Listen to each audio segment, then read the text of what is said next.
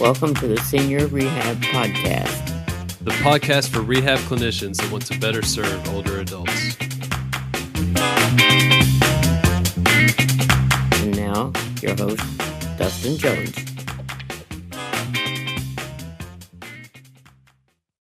Hello, friends, and welcome to another episode of the Senior Rehab Podcast. Today, we have on the show Mandy Chamberlain from seniorsflourish.com.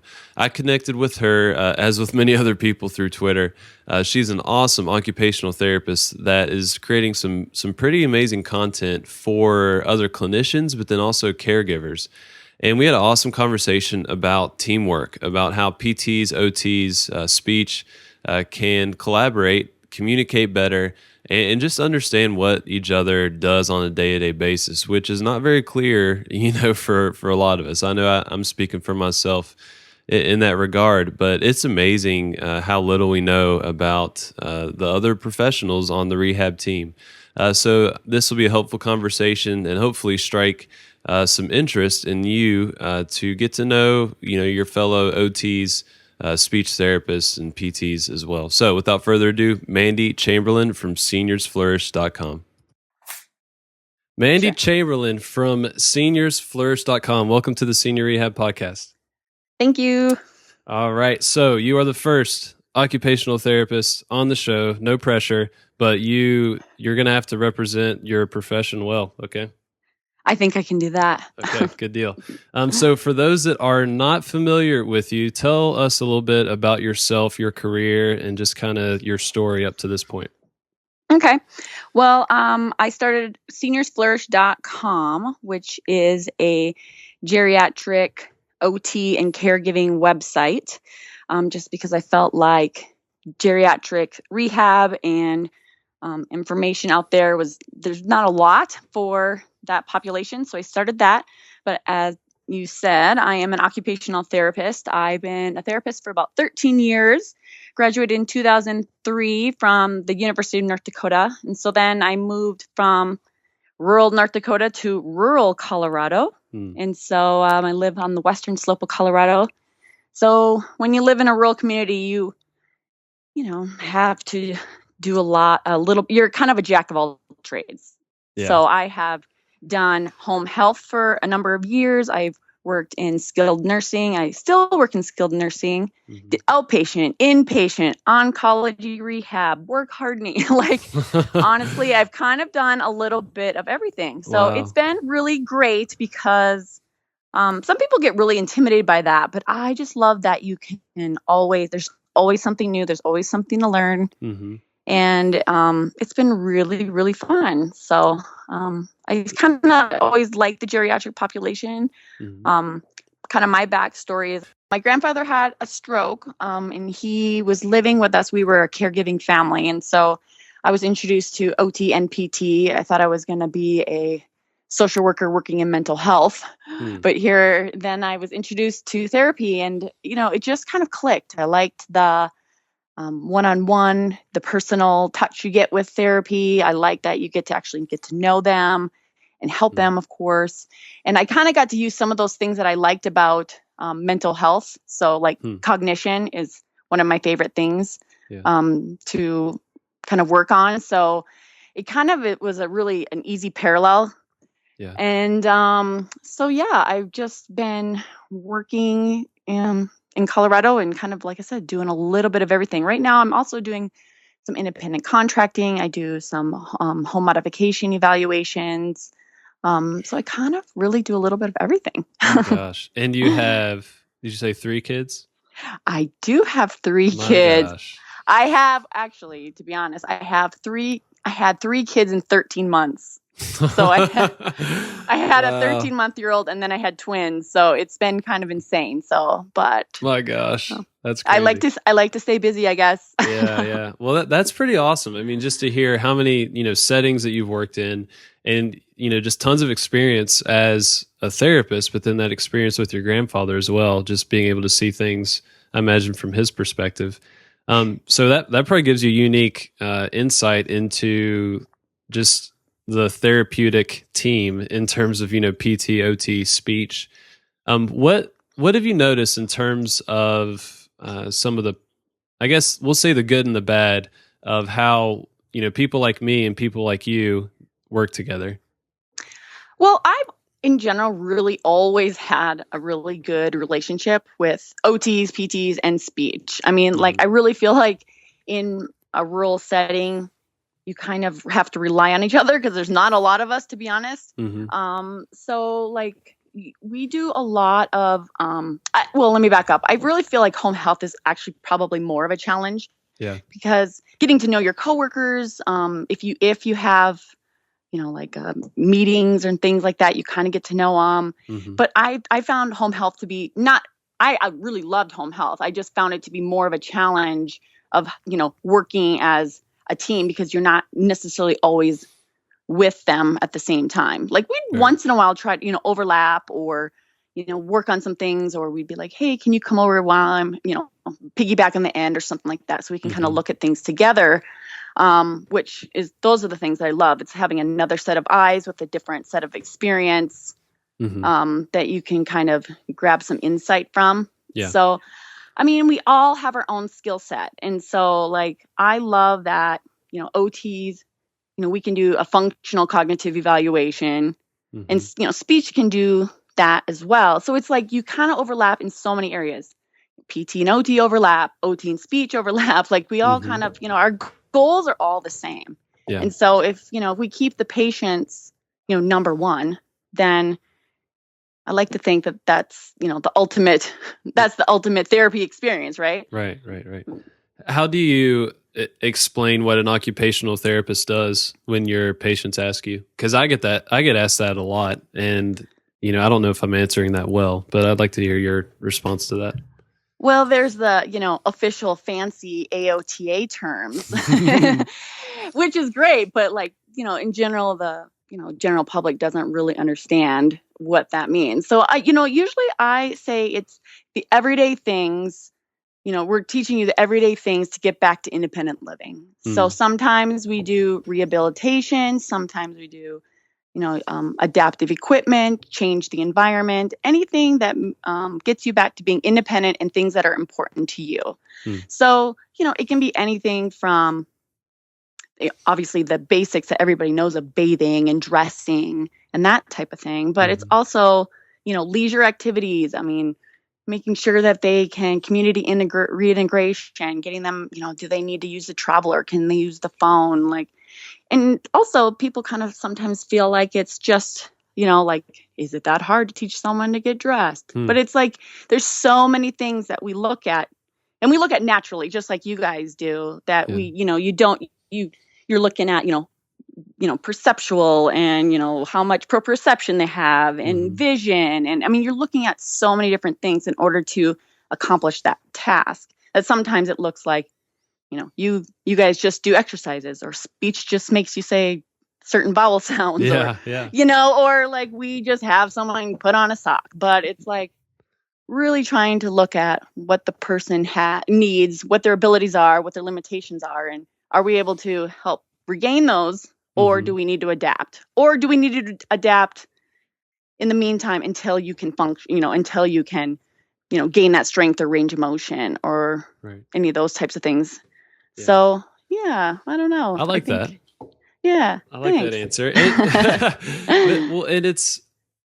I just feel like the differences between the different therapies, are definitely blurred for a lot of patients. I mean, speech is pretty clear, but in terms of PTOT, a lot of patients, just aren't aware. No one's ever told them, or the care that they've provided hasn't distinguished themselves to show that they're working on different things, which I've found that for sure. But even from the professional perspective, I just feel like it's very easy to not have a good idea of what the other person does, especially like for us in home health, we don't get to spend a lot of time together. Yeah. When I was in outpatient ortho, I mean, I never saw. Yeah. I mean, I know there's some OTs that work in outpatient, but I mean, most clinics, it's just PTs. But man, those settings like the, skilled nursing facilities, rehab hospitals, acute care, man, those settings were awesome to really learn, what you all do and to be able to work with you consistently, which is really helpful. What was your perception of PT in your going through OT school and early on in your career? I kind of always felt like, well, when I was definitely going to school, it always felt like the PTs, they felt like they knew everything. Oh man. Wow. That's just my perception. Yeah. I mean, you go on Twitter and that is definitely the case. Yeah, totally. And you know what? And I also would say, like, I did one of my internships at a head injury program at St. Vincent Hospital in Billings, Montana. I don't even know if they still have it, or 'cause it's been a while. But first of all, it was the most amazing. I loved it. If I would have lived in a city, which people probably laugh at Billings is even a city, but me being from a very small town, I'm like, I can't ever live in somewhere this populated. Get me out of here. But it was like my ideal setting because you do cognition, you do neuro rehab, which is actually my ultimate favorite. But it was because there was a lot of OTs there and a lot of PTs, and I would say I felt like as a student, and I probably would have a totally different perception now, but at the time I always felt it was like, OTs work on this and PTs work on this. And there was collaboration, but it felt very like people were they were really trying to hold on to what their profession was, we had people that were, we learned from each other and that kind of thing. But I really felt like, and I don't feel like that now. And I don't know if it's just me growing as a therapist and me comfortable with who I am and where I am clinically, or if it is just, and being a student and intimidated by everybody and hoping I was doing the right thing. But I definitely feel, like PTs and OTs, I mean, we have so much to learn from each other, and how we can help each other in all these different settings is so great. Like, even in my outpatient, I worked for a small hospital called Grand River Hospital out of Rifle, Colorado. And it's an awesome facility. And there's, a couple of OTs, but always, almost like everywhere around here anyway, there's always way more PTs. But we would brainstorm, or like if someone was having a problem with something, one thing, they'd be like, hey, will you pop in and take a look? Or, it was just really collaborative. And I felt like we all learned so much from each other. And it was just so helpful. And then even in the home health setting, I mean, I feel like having those cognitive evaluations done, which I do feel like a lot of OTs kind of, if it's not their forte, cognition, it kind of gets brushed over.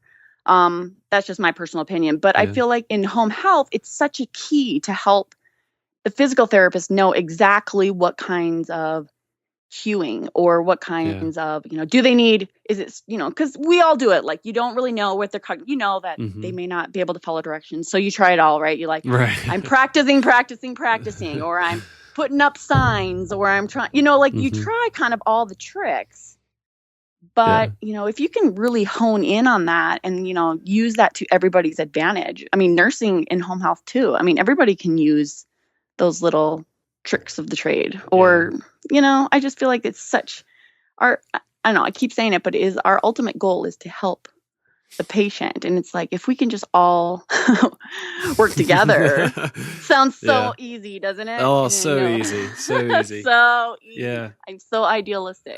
But I remember a few rotations where I did get that feeling, where it was all, about the patient, and, we would have team meetings and talk about what each discipline was doing.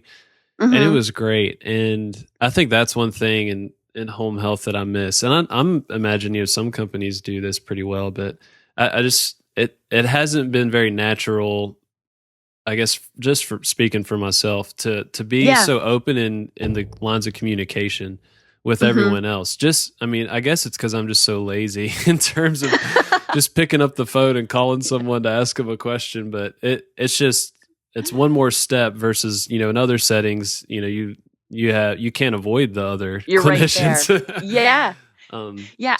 Home health has its own set of, challenges and, and things that you love. But like, how much paperwork the paperwork and phone calls you make, and it's just it's just a whole different setting. Like I said, and then one more step is like it's really hard to do. Yeah. But I think in general it's really neat that we can all understand. But I also think that not everybody knows exactly what everyone else is able to or can do. I mean, from like, let it be speech, knowing what PT does or OT doing or whatever, and, the other kind of example I have is OT can do, like dysphagia training, and we can do like modified barium swallow studies. Really? Speech therapists are gonna balk at that, and they're gonna be but we actually technically can. And when you're in a rural setting, I mean, I'm trained to do them because we literally have like 3 speech therapists in the whole entire valley. Wow. And so it is under our Practice Act. And so, but you have to get specialized training in it, right? So it's really interesting because things like that, like you'll have, speech therapists be like, well, that's a speech thing. OTs aren't able or trained to do that. And so it just kind of depends. I really feel like in your setting, what your state regulations are, of course. But sometimes it's out of necessity. I wouldn't say that it's my favorite thing to do, to be honest. Yeah. But I feel absolutely confident doing it. I've been doing them for years. Been, trained with other speech therapy, trained under other speech therapists and that kind of thing. So it's just like, most people don't know that even OTs can do that, or wound care, or it's like those things that overlap in those different disciplines.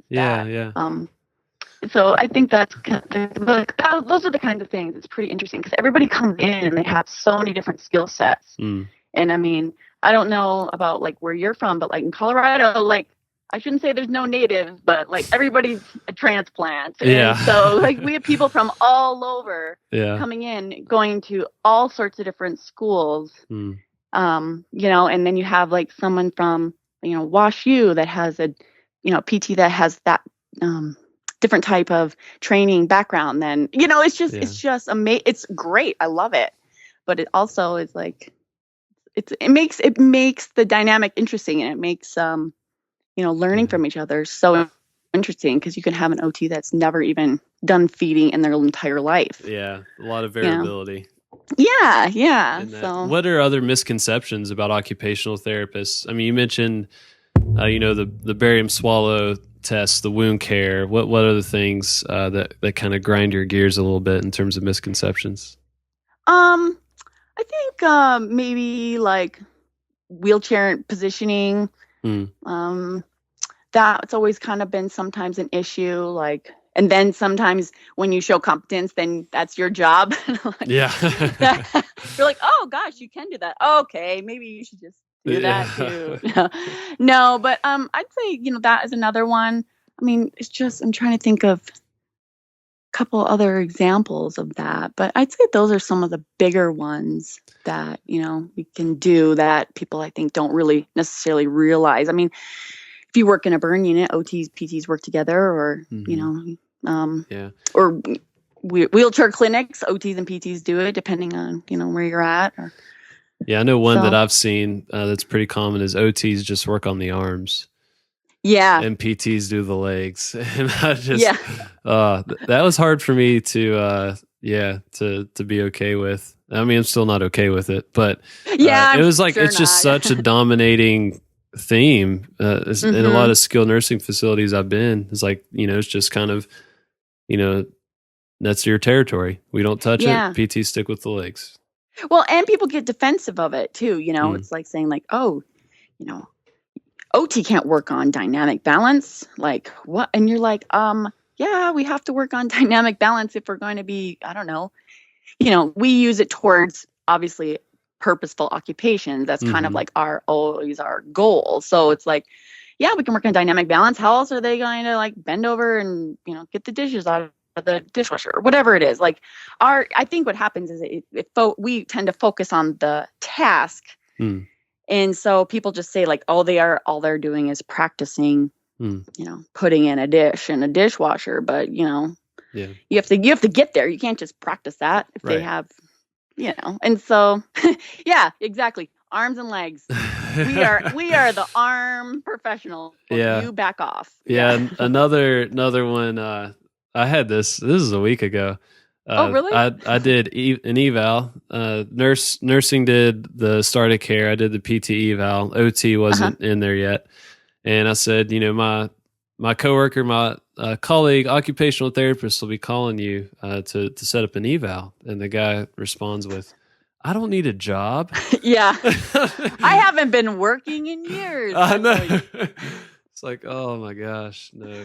I know. It's just, and if you want to go back to the history of occupational therapy, the term occupational therapy I'm totally going to butcher this, but basically started out during the war, and occupation used to mean kind of like daily activities. It didn't mean job. And so when people said your occupations, they meant your daily activities, which is what occupational therapists view as what is an occupation. It's your everyday activities. Let it be, like taking out the trash or, going to bingo. I don't know. Right. But and then the term just kind of changed over the years, but we never changed our professional name. Yeah. And so I think I don't know what they'd name it if it was, they wanted to name it today, but it's, it used to mean in the term what it means today. And so that's where the confusion kind of, gets. Are there many conversations on that in terms of just the identity of occupational therapists and in terms of how you all brand yourselves? Is there a lot of talk about, changing names or anything along those lines that you've come across?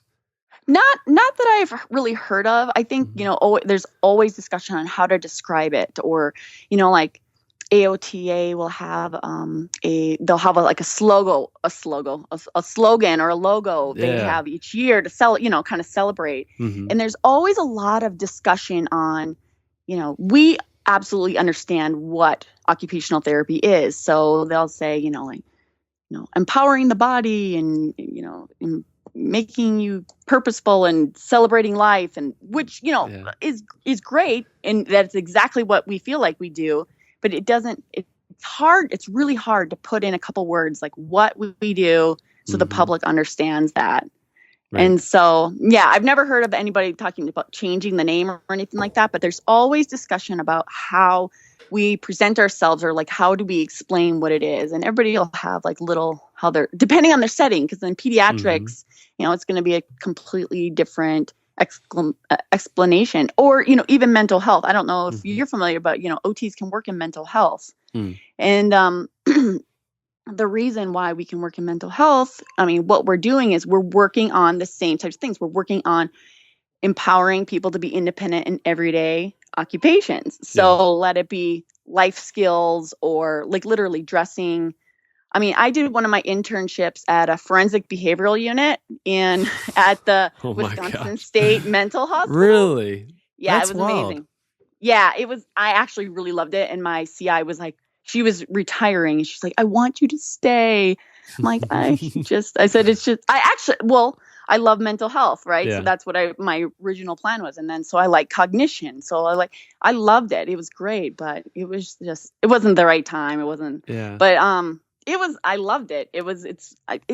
You're using the same types of theory, OT theory, and you're using the same types of techniques, but just a different population, and it translates really well. Yeah. So, it's cool. You can do the same things. You're teaching people who have schizophrenia, they have to reintegrate into society, and you're trying, they've never used a bus. They've never bought groceries. They don't even know how to be socially appropriate. And our job is to, use our skills and do cognitive evaluations and figure out where they are and see how we can modify the environment or whatever it may be to make them independent in their life. So it's just, we're using those same theories, those same techniques, those same things, but just, translating to whatever group we're working on. So, and that, that's eye-opening to me, because I, was not aware of that whatsoever. And it's just amazing to see how, we all work with the same people, the patient. You mentioned before, it should be all about the patient, but the people that are working with them have no idea what the other person does. And I know I can say that as a physical therapist, having very limited knowledge of what you do and what speech therapists do. But then you throw in nurses, physicians. Yeah. I mean, my wife, she went to West Virginia University Medical School, and they were doing anatomy dissection, and they actually shared their cadavers with the physical therapy school. And the med students were in there, and they were going to study. They had like a head and neck exam, and at that point, the PTs were doing kind of their neuroanatomy focus, and so they had actually taken the brains out of the lab. And this med student went to, go to his cadaver to study, the brain, and the brain wasn't there. Yeah. And he was like, what in the world? Why isn't this here? And the anatomy professor said, the PT students have it. And the doctor says, or the med student said, why would a physical therapist need to know about the brain? It's so insane. Yeah. And so there's just such a lack of awareness. And I say that, I know I'm very ignorant to a lot of things that other people do in the healthcare system. Yeah. But I just feel like that should be such a big focus in school. And I know, in my experience, that was hit on a little bit in PT school, and it was really helpful. But I just feel like, there's so many things that we could focus on in that short period of time. I don't know if that would be the best bang for our buck. Yeah. But it's really valuable, and that's where like those acute care rotations are huge. Because you're spending so many times with so much time with so many different people, and the nursing homes, rehab hospitals, all that stuff. But it's huge. We need to know what the other person does for the patient. Yeah, and I think it just, you get more respect from each other, and that, and you feel confident in their skill set. It's like the whole, you work in acute care and you do your treatment, and then you get someone, the whole typical, you get someone in a chair, and nursing's like, can you come down and put them back to bed? And you're like, no, I am not your transport aide. Or, but it's like, they don't understand what we do. They don't understand that all they think we're doing is just getting them moving and putting them in a chair or whatever it is. It's like, it's in vice versa. I'm like, maybe I don't really think this, but you could be like, I just think they just pass meds all day, and they know that everybody has more of a skill set. They took pharmacology, anatomy, and everything else as well. So it's like, I don't know. It's just, it's really interesting but you get so focused in your own profession, and you want to know and learn as much as you can about your own profession and collaborate. My problem is a lot of times around here, we'll have three OTs in a room, and we're like, hey, like we hardly ever get to work together because it's usually like one of us, and then someone else will fill in for each other, or we'll overlap a day. Or I've worked in many facilities around here, and one facility had us two OTs at the same time. So I really learned a lot of things from PTs, and PTs learned a lot of things from, OT too, obviously, but it's so great when you can collaborate with other people in your fashion, because you talk the same language, right? Right. So, and that's why I love social media. We connected through Twitter. Yeah. And I've connected with several other people, but that's been helpful, just to learn more about my field, but then also, occupational therapy as well. I follow a few OTs. Need to find some speech therapists. I'll take any recommendations, people, any listeners out there, hit me up at Dustin Jones PT. But yeah, just the power of Twitter, or other, social media avenues, but you can follow someone that's sharing good content that you get a glimpse of their life, of their profession. And it's been very helpful for me so far. Yeah. It's on Twitter right now, but I just posted something. I just did an article about, and video. I did a video as well. About, that's how I roll. About people who have problems with bathing, people who have Alzheimer's or dementia or any other kind of cognitive problem. Like, it's a big issue. So caregivers always complain about it. And a lot of times OTs, it's our job to, go in there and do a cognitive evaluation and figure out the techniques and see what kind of cueing they need, and try to make it, make it so the task is just easier, because it's a very common thing that it's such a battle. So like, right now I posted that, and I've had such great feedback. I have caregivers, and those are the people that I actually thought I was targeting with my website, seniorsflourish.com initially, but I've found that there's tons of other OTs that are just kind of reaching out and saying like, hey, this is really great information. And so it's been really interesting. Also like social media, just reaching out to caregivers who I thought would be my target audience, but just kind of melding into, new grads or people, that are getting into geriatrics, or that they've been working in different fields for a long time. And so it's crazy how social media can help those types of things as well. It's insane. Yeah. Let's take that chance to shift gears and talk a little bit about Seniors Flourish. Considering, you have 18 jobs, you take care of 3 kids, and you make videos and in-depth blog articles. How did Seniors Flourish get started for you? Well, it originally started was living in a rural community, like I was saying earlier, like literally it's 80 miles to go to a medical supply store. Wow. So it's, or you could go to Lowe's. I guess I shouldn't say that. Lowe's has some options, but you don't get to look at things. You don't get to try things. You don't get to touch things. I mean, like in some of the, the facilities, we have the basics, but over the years, I've just figured out what works, what I like, what doesn't work. And it's really hard to make recommendations. So what I had done, and things even like bath benches, I had made these little charts, and I was like saying, okay, this bath bench is this size, because instead of like flipping through all the Salmon's Preston books or all, it's like you're flipping back and forth and you're trying to figure out, okay, how tall is this one? How wide is this one? What are the features are? I started making these little charts of just kind of like organizing it and saying, oh, this is, the dimensions, this is good for this. And I'm like, I can't be the only person that needs this information. So, because I was giving it to caregivers, I was using it for my reference for recommendations to people when I would do call me vals and that kind of thing, because you can't just go and look at them and have people try one out and pick it up. Yeah. So it started with just having these little charts and doing these comparative types of things. I'm like, I'm just going to use some of these and kind of put them online and make it really easy. Nice. And then it just kind of evolved. And then people were like, oh, why don't you, I could really use some help on, I don't know, I'm trying to think of sleeping. When did that start? We can also do. When you started to put online, when was that?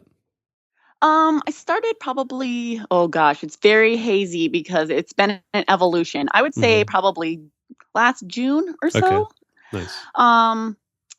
That kind of timeline. And so, so people were just like, they would randomly like email, or someone would bring something up, or I'd see a patient or a family member, and they say, this has been a problem. And I'm like, oh, and I'd write all these little ideas down of what I could do for blog posts.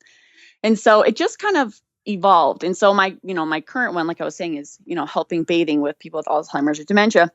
That was literally from Instagram, people saying like, hey, this is a really big problem. They're like, yeah, I need this help too. So I'm making I'm doing like a 4-part series on different types of bathing techniques and nice. All sorts of things. Yeah. So it's just kind of evolved. And I actually think that I'm going to be doing, because a lot of people have been reaching out. I don't know. I'm looking at doing some kind of educational things, or a membership site or something like that, to kind of go that route, because people are just reaching out to me. And so it's really great, because I really feel like geriatric rehab or even caregiver education is kind of like non-existent in the social media world. I shouldn't say that, but I don't feel like it's prevalent. Do you? Have you found a lot? I haven't found a lot by any means. I found a few resources, but what I've found typically is that the way they're presented it's lengthy.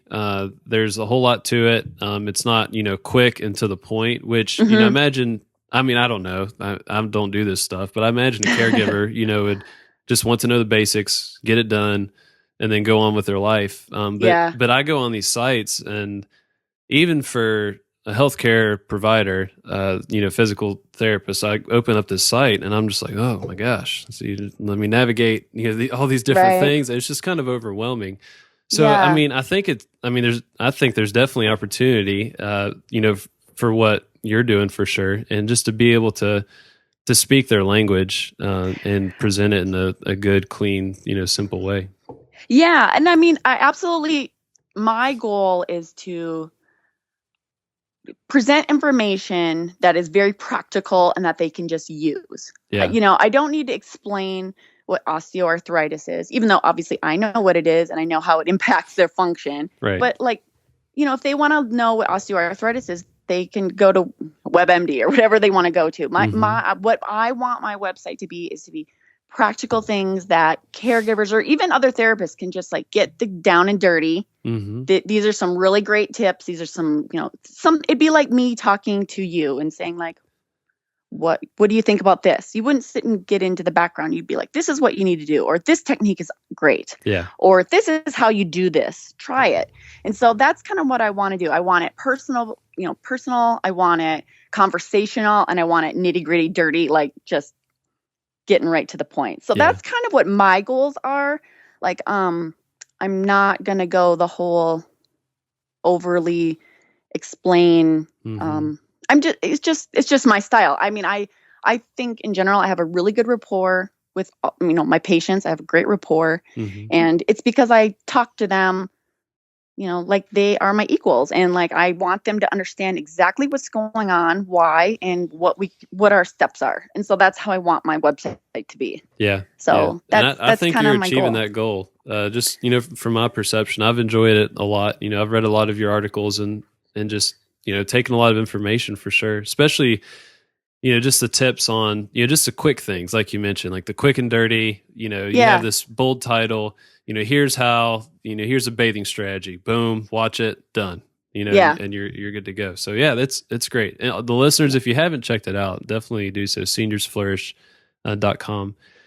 So you mentioned Instagram. That's interesting that some caregivers reached out. I guess when I look at Instagram, I just close my eyes and think of 13 to 14-year-old teenage girls. I know. I know. But it's been crazy. What's funny about, Instagram has been really great. Mm-hmm. I got on it because like I said, people were kind of reaching out to me. They were new grads. I'm like, where are new grads? A lot of people are on Instagram. So mm-hmm. I started doing an Instagram account, which I had never had before. Yeah, and sorry, I want to make sure I didn't come across like I'm hating on Instagram. I have an account myself, so I just think of just in terms of interactions, I just didn't see caregivers reaching out to you. But sorry, keep going. No, not at all. I mean, I think it's great. I just had never done it before. I'm mm-hmm. I don't know. I think I'm trying to get back in. I'm kind of over the hump and mom tired right now. So but no, but it's been really good. I mean, because it's for Seniors Flourish. So mm-hmm. it's been, I post a lot of, geriatric quotes. I do Alzheimer, I have tips on there. I have little silly things what is this piece of equipment? The life of a OT. I have, I don't know, just kind of some random things on there. I shouldn't say random, but they're therapy based. It's very therapy based, but mm-hmm. Little things about getting people in, interacting. It's really great. And it is amazing the number of caregivers, but the truth of it is caregivers are getting younger and younger, or we're getting older and older. But there's this, you have the sandwich generation. So you have people that have kids at home and are taking care of their parents. Yeah. And so, I have a lot of young caregivers and not so young caregivers on there. And it's been really neat. And they have their own little network of, they will be like, oh, check this out, I guess. And they send them over to me, and people, it's crazy. It's great. And so you can, direct message on Instagram. Nice. And so it's been it's been really neat. It's an easy way to connect with people. I'm finding it easier than Facebook for me personally, but cool. It's great. I love it. Yeah. Awesome. Yeah. Awesome website. People check that out. But let's shift gears a little bit. I want to ask you some quick questions. Your answers do not have to be quick. So I know, I know you're quite the connoisseur of medical equipment, and yes, you have a lot of experience with that. From your occupational therapist perspective, what one piece of equipment do you feel like gives your patients the biggest bang for their buck? I know that depends, but like what piece of equipment like consistently like really changes people's lives? I would say either just a bath bench. I specifically like the bath bench, or a bedside commode, I guess. I mean, you can use a bedside commode for anything. You can put it over a toilet and you can adjust to their height. You can put it at their bedside if they need to. I mean, that's kind of a loaded question. There's so many different scenarios. Come on, Dustin. But that's just kidding. That's a great answer. That's a great answer. So, well, most people fall, if you think about where most people fall at night because they don't have enough night lights, right? And they can't see and they're not turning on the light. In and out of the bathtub and throw rugs. So I'd say like the bathtub. I'm a advocate of a tub shower versus those corner glass walk-in showers any day. So give me a bath bench and I'm a happy camper. All right. What are some of your favorite pieces of technology or electronics that you use on a day-to-day basis, or apps? Apps are in that category. I'm trying to think that there is a new app that I am just kind of exploring. Oh my gosh, and I wish I would have written it down. It's by SOAR Therapy, so SOAR-therapy.com. It is a sequencing app. And so it's what's pretty cool about it. I'm just kind of like getting into it, but you put it on an iPad, so you can take it to home health or, if you're in skilled nursing or any area, but you can practice on sequencing of tasks, which is something that we work on. So like literally, brushing your teeth, opening the cap of the toothbrush, squeezing the toothpaste. Like some people have problems with just sequencing the task, and we will use like little drawings and cards and things, and they have to practice putting them in order. But with the app, you can keep track of, like, you can say, oh, they did, 8 out of 10. They'll keep it in their in the database and that kind of thing. So it's really good for documentation and that kind of thing. Yeah. So that's been pretty cool. I really kind of enjoy that because, I mean, I draw a lot of stick figures and draw a lot of really great, you're doing a home visit and you're like, oh, I need you to do this exercise. Here's my stick man doing whatever, And so I love that people are coming up with all sorts of apps and things like that you can. I just been taking my iPad with because we don't have them at work, any of the places I'm working. But so that's been kind of cool. That's kind of the newest app. There's so many. I mean, there's so much cool stuff. I mean, like all the things for making homes automated or automatic has been super cool. Or even like, kids from out of state can regulate like temperatures and lights, and it's just amazing. I think that'll really actually transform home modifications and all those types of things. I think I'm still looking for medical alert system that I love to recommend. I don't have one that I absolutely love yet. And there's a bunch of, that's a whole nother topic, but let me know when you figure that out. Yeah, I think a lot of people, I mean, they do the job, right? But one, do people wear them? Do they have like a fall sensor on it? And like, there's just so many things to that. But I think, and it's an ever changing area for sure. So it'll be interesting to see how you'll answer that question in a year. Imagine it'll be completely different. But that's pretty cool. Yeah. So next question. What would you tell the Mandy Chamberlain that just graduated from OT school? Oh, that's a really good question. I think the big thing for me would be confident in your abilities. it's just super intimidating. And like I said, living somewhere where there wasn't I wasn't working with a ton of OTs or all the time. Yeah.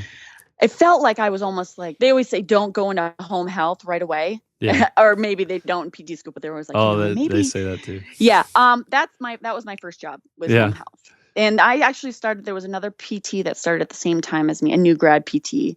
And unfortunately she didn't make it. Like, it's just too much. It was just, she didn't, she just was like, I feel like I don't have enough support. And I just flailed along. And I think, and I really loved it. I mean, I did it for, I'm trying to think, like 4 years. So it's just, I think big thing is like, you never feel ready. I never felt ready at the beginning, and I always kind of doubted myself. And I felt like you just kind of need to, we have the skills, we have the education. I think it's just learning, getting that experience under your belt. Yeah. And just, jump in. And I will have to say, I really feel like I'm kind of one of those people, I just give it a go. Like, you're like, oh, you want to do, I don't know, site work hardening evaluations? Okay, I learned that once and I can learn it again, and so it's just, that's a good point. And that those times where you're very unsure of yourself and think, man, I have no right to be doing this right now. Absolutely. Those are usually the times in my life so far that a lot of good has come out of that. A lot of opportunity, a lot of learning, a lot of growth. Yeah. And so I'm at the point now where I value those situations. Before, I wouldn't. I'd be, very scared and anxious. And I'll still get anxious for sure, but I can often remind myself that there's going to be some good on the other end of this discomfort, for sure. Right. Yeah. So let's finish with the big one. If you had every rehab clinician in the room, okay, so we're not just talking physical therapists, we're talking physical, occupational, and speech therapists. Yes. What would you want them to know? I would want them to know, I feel like I'm like on a Miss America pageant. I'd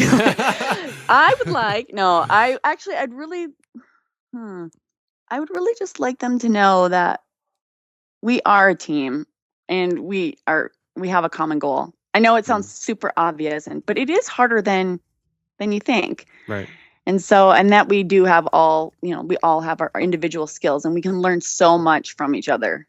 So I would probably kind of say that, because I think, everybody has an idea of what everybody else does, but they don't really know. And I feel like, especially since we are kind of lumped together as a rehab team, we should specifically know what each other does. Right. I mean, it's that much harder when, you're comparing a nurse or a dietitian, but like when you have a rehab team, like it's really important. And then you can make appropriate referrals or ask the right questions or do what's obviously ultimately the best for our patients. So yes, I like that. and I mean, you hit the nail right on the head, and it's not very hard to forget that when you're out in the real world that, we are on a team. We do have the same common goal, but we are the rehab team. That's how everyone else views us. All the doctors, all the nurses, they'll lump us all in the same category. And, I believe we need to be advocates for our own professions, but also, each other's. So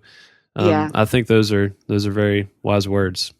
So Mandy Chamberlain, thank you for your time. Thank you. So seniorsflourish.com is your website. Everyone go check that out. Lots of helpful articles, videos. And, if you have patients, that just want some help and something to read, something to watch, or caregivers as well, definitely check out this website. Very, practical, useful information. There's no fluff to it. So it's really, really helpful. Where can people find you on the Twitter sphere? On the Twitter sphere, I'm at Seniors Flourish on Twitter. I'm everywhere. Yes. Instagram, Seniors Flourish. I guess I am on Facebook. I'm kind of just getting that rocking and rolling, and I am also on Pinterest, because I think there's a lot of people looking out for I don't know about PTs too, like they're looking for articles and things to kind of all sorts of resources. So it's been kind of fun too. And I'm a girl and I kind of like Pinterest. So it's kind of it's a fun social media avenue for me. I'm going to take this time to publicly admit that, that I do have a Pinterest account as well. Oh, maybe we can follow each other. All right. I'll have to log in. It's been a while, but I mean, it's very helpful to organize your thoughts and resources. Yeah. So I won't Great knock resources. it. All right, Mandy Chamberlain, appreciate your time, and I'll be talking with you soon. All right. Thank you. Thank you for listening to the Senior Rehab Podcast. If you enjoyed this conversation, please go to seniorrehabproject.com and join me and many others in the pursuit to change the face of geriatric rehab. I appreciate you, and until next time, do not forget to stay funky.